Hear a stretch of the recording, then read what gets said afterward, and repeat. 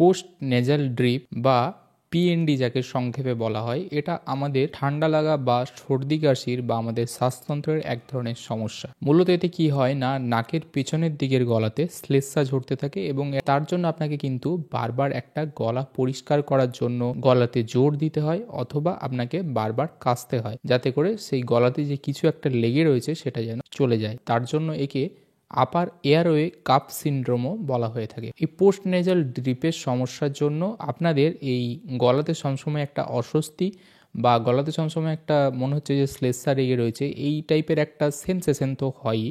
তার সঙ্গে যেটা সব থেকে কমন এবং সব থেকে বেশি আপনাদেরকে ভোগায় তা হলো কাশির সমস্যা। কারো কারো ক্ষেত্রে এই সমস্যাটা এতটাই বেশি হয় যে এই গলা পরিষ্কার বা এই শ্লেষ্মার জন্য কিন্তু তাদের সারা বছরই কাশি লেগে থাকে।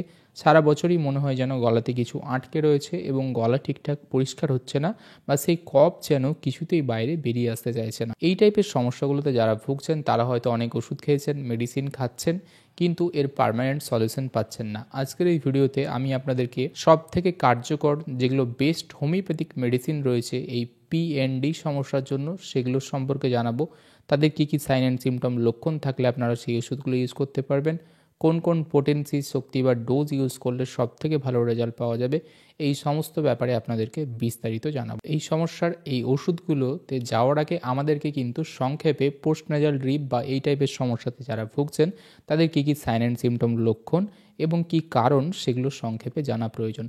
লক্ষণের মধ্যে সর্বপ্রথম যে আপনার মধ্যে দেখা যাবে উপসর্গ, তা হলো আপনার নাকের পিছনের দিক থেকে শ্লেষ্মা বা মিউকাস যাওয়ার মতো একটা অনুভূতি আপনার প্রায় সব সময় লেগে থাকবে এবং বারংবার আপনার গলা পরিষ্কার করার একটা তাগিদ, যাকে আমরা হকিং বলে থাকি, অর্থাৎ কি না আপনাকে গলা পরিষ্কার করার জন্য চেষ্টা করতে হবে বারবার। তৃতীয়ত হচ্ছে আপনার ক্ষেত্রে গলা ব্যথা এবং কাশির সমস্যা দীর্ঘস্থায়ী রূপে দেখা দিতে পারে, অর্থাৎ নর্মাল যে ছোটোখাটো 4-5 দিনের কাশি বা এই সমস্যাগুলো হয় ঠান্ডা লাগা সর্দি কাশির জন্য, সেরকম কিন্তু আপনার ক্ষেত্রে হবে না। একটা দীর্ঘমেয়াদী কাশির সমস্যা যদি থাকে তাহলে সেক্ষেত্রে আপনার পিএনডির সমস্যা হতে পারে। অনেকের ক্ষেত্রে দেখা গেছে যে গলার যে কণ্ঠস্বর বা যে আওয়াজ সেটা পরিবর্তন হয়ে যায় এবং অনেকটা কর্কশ বা শ্রুতি মধুর যে ব্যাপারটা সেটা কিন্তু আর থাকে না। নিঃশ্বাসে অনেকের ক্ষেত্রে দুর্গন্ধ বা ব্যাড অর্ডার পাওয়া যেতে পারে এবং এই গলার সমস্যা, শ্লেষার সমস্যার সঙ্গে সঙ্গে কারো কারো ক্ষেত্রে কানে কিন্তু যন্ত্রণা দেখা দিতে পারে। সুতরাং এই সমস্ত লক্ষণগুলো সব থেকে এর কমন উপসর্গ বা লক্ষণ বলা যেতে পারে। পোস্ট নেজাল ড্রিপ বা এই টাইপের যে ঠান্ডা লাগা বা এই টাইপের কাশি বা কফের যে সমস্যাগুলো, এগুলোর পিছনে কিন্তু বেশ কিছু কারণ রয়েছে। তার মধ্যে সব থেকে গুরুত্বপূর্ণ কারণ হলো বারংবার আপনার ঠান্ডা লাগার প্রবণতা বা আপনি সারা বছরের মধ্যেই বা দীর্ঘদিন ধরে ঠান্ডা লাগার সমস্যাতে ভুগছেন এবং সেটা আপনার ক্রনিক অবস্থায় রূপান্তরিত হয়েছে। দ্বিতীয়ত হচ্ছে আপনি যদি সাইনোসাইটিসের সমস্যাতে ভোগেন তাহলে সেক্ষেত্রে আপনার এটি হতে পারে। তৃতীয় হচ্ছে নাকের অ্যালার্জি, বিশেষ করে অ্যালার্জিক রাইনাইটিসের সমস্যায় যারা ভোগেন, যে প্রচণ্ড পরিমাণে হাঁচি হয়, নাক দিয়ে সর্দি যাদের লেগেই থাকে, তাদের ক্ষেত্রে পরবর্তীকালে এই সমস্যা তৈরি হয়। তবে নন অ্যালার্জিক রাইনাইটিসের সমস্যা থাকলেও কিন্তু সেখান থেকেও আপনার এই সমস্যা আসতে পারে। ডিএনএস নামে আরেক ধরনের সমস্যা রয়েছে যাকে ডেভিয়েটেড নেজাল সেপ্টাম বলা হয়ে থাকে। এই সমস্যার ক্ষেত্রে আপনার নাকে যে শ্লেষ্মা বাইরে বেরোনোর যে ব্যাপার সেটা সঠিকভাবে হয় না, কিছুটা ব্লক হয় বা আটকে যায়, যেখান থেকে কিন্তু এই সমস্যা আসতে পারে। গ্যাস্ট্রিক রিফ্লাক্স, বিশেষ করে অ্যাসিডিটি বা পাকস্থলীর যদি অ্যাসিড ওপরের দিকে রিফ্লাক্স হয় তাহলে সেক্ষেত্রে হতে পারে।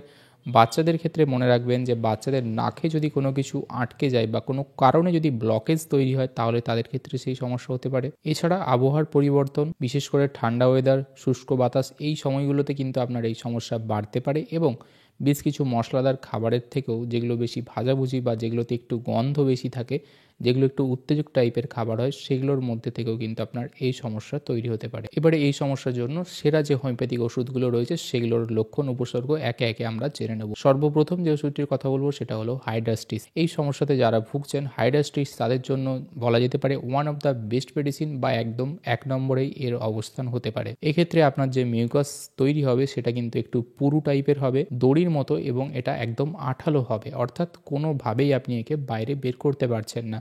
সবসময় মনে হবে যেন একদম স্টিকি, অর্থাৎ একদম আটকে রয়েছে গলার মধ্যে। এবং এই শ্লেষ্মা বারবার তার গলাতে আটকে থাকার জন্য কিন্তু কাশিও থাকবে এই সমস্ত পেশেন্টদের ক্ষেত্রে এবং এই কাশিটা বারংবার সেই শ্লেষ্মাটাকে বাইরে বের করার জন্য কাশি তৈরি হবে। শ্লেষ্মা যদি বাইরে বের হয় তাহলে সেটা ঘন হতে পারে, হলুদ হতে পারে এবং আঠালো হবে। সুতরাং এই টাইপের সমস্যাগুলোর জন্য সর্বপ্রথম আপনারা হাইড্রাস্ট্রিস এই ওষুধটি ইউজ করতে পারেন। হাইড্রাস্ট্রিস 30 পাওয়ার সব থেকে কমনলি ইউজ হয়ে থাকে। এক্ষেত্রে 30 শক্তি আপনারা 4টে করে দানা সকালে এবং সন্ধে এই দুবেলা মিলিয়ে খালি পেটে খেতে পারেন। 5 থেকে 6 দিন আপনারা এভাবে কন্টিনিউ করতে পারেন। দ্বিতীয় যে ওষুধটির কথা বলবো সেটা হলো ক্যালিবায়োক্রোম।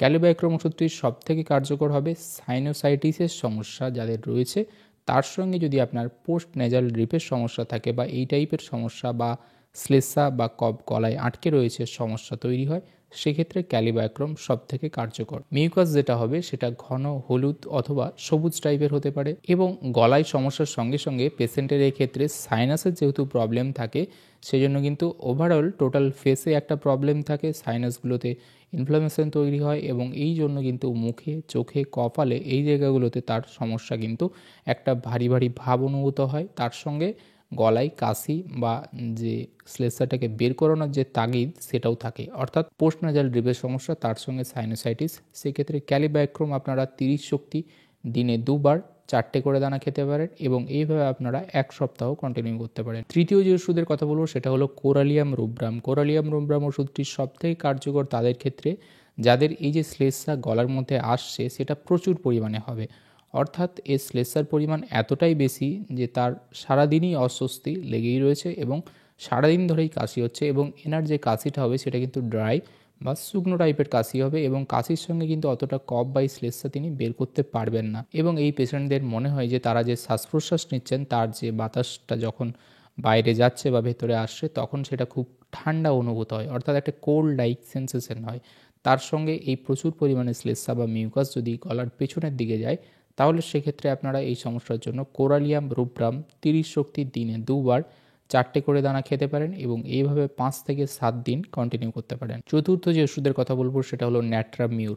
এই ওষুধটি যারা অ্যালার্জিজনিত সমস্যায় ভুগছেন, অর্থাৎ হাঁচি কাশি সর্দির সমস্যা লেগেই রয়েছে, নাক দিয়ে জল পড়ার সমস্যা রয়েছে, নাকের অ্যালার্জিজনিত সমস্যাতে ভুগছেন, তাদের সঙ্গে যদি এই পোস্ট নাজাল ড্রিপ বা গলাতেও কফের সমস্যা বা এটা যদি দীর্ঘমেয়াদীভাবে আপনি ভুগতে থাকেন তখন সেক্ষেত্রে ন্যাট্রামিউর অত্যন্ত কার্যকর। এক্ষেত্রে ন্যাট্রামিউর 30 শক্তি আপনারা দিনে 1 বার 4টে করে দানা সকালবেলা অর্থাৎ খালি পেটে খেতে পারেন এবং এটা আপনারা 3 থেকে 5 দিন কন্টিনিউ করতে পারেন। তবে একদম প্রাথমিক অবস্থায় যদি আপনারা ন্যাট্রামিউর শুরু করতে চান তাহলে ন্যাট্রামিউর 6x পোটেন্সি এই অ্যালার্জির সঙ্গে পোস্ট নাজাল ড্রিপিংয়ের সমস্যাতে সব থেকে কার্যকর। সেক্ষেত্রে 6x ট্যাবলেট ফর্মে পাওয়া যাবে, আপনারা 6x ট্যাবলেট 4টে করে ট্যাবলেট দিনে 3 বার করে 1 থেকে 2 সপ্তাহ পর্যন্ত কন্টিনিউ করতে পারবে। পঞ্চম যে ওষুধের কথা বলবো সেটা হলো হেপাস সালফ। হেপাস সালফের সমস্যাতে সাইনোসাইটিসের সমস্যা থাকবে, তার সঙ্গে পোস্ট নাজাল ড্রিপিংয়ের সমস্যা থাকবে এবং তার সঙ্গে ঠান্ডা বা কোল্ড এই ব্যাপারটা কিন্তু যুক্ত থাকবে, অর্থাৎ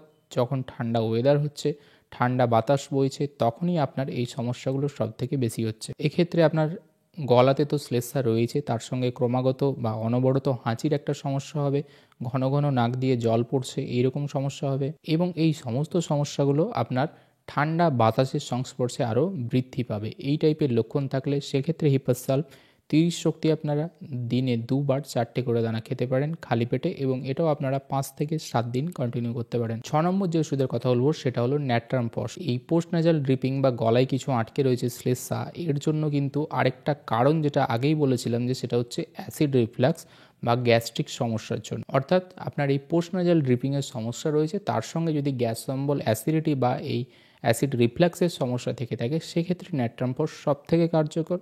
ন্যাট্রামপস এক্ষেত্রে আপনারা 6x পোটেন্সি খেতে পারেন 4টে করে ট্যাবলেট দিনে 3 বার করে আপনারা এটা 7 থেকে 14 দিন পর্যন্ত কন্টিনিউ করতে পারেন। 7 নম্বর এবং শেষ যে ওষুধটির কথা বলবো সেটা হলো স্টিকটা পালমোনারি। এই ওষুধটির ক্ষেত্রে যে লক্ষণ দেখা যায় পোস্ট নাজাল ড্রিপিং এই সমস্যার জন্য গলাতে শ্লেষ্মা তো রয়েছে, তার সঙ্গে তার নাক কিন্তু একদম বন্ধ হয়ে যায়, নাকের প্রায় মনে হয় যে পুরো অংশই বন্ধ হয়ে যাওয়ার জন্য তার নিঃশ্বাস প্রশ্বাস নিতে অসুবিধে, তার সঙ্গে তার গলাতেও একটা অবরুদ্ধ বা গলাতেও মনে হয় যেন আটকে গেছে এইরকম টাইপের একটা সেন্সেশন থাকে এবং এই সমস্যা সব থেকে বেশি বৃদ্ধি পায় রাত্রেবেলা যখন তিনি শুয়ে পড়ছেন বা ঘুমানোর সময়, তখন তার মনে হয় একবারেই নাক বন্ধ হয়ে গেছে, গলা বন্ধ হয়ে গেছে, তার শ্বাস প্রশ্বাস এখনই বন্ধ হয়ে যাবে, তিনি ঘুমোতে পারবেন না এবং তাকে ঘুম থেকে কিন্তু উঠে পড়তে হয় বা ঘুমের ব্যাঘাত ঘটে। এই টাইপের লক্ষণগুলো থাকলে সেক্ষেত্রে আপনার স্টিকটা পালমোনারি এই ওষুধটি 30 শক্তি দিনে 2 বার 4টে করে দানা খেতে পারেন 5 থেকে 7 দিনের জন্য। সুতরাং এই 7টি ওষুধ ছিল এই গলাতে আপনার শ্লেষ্মা বা মিউকাস জমার জন্য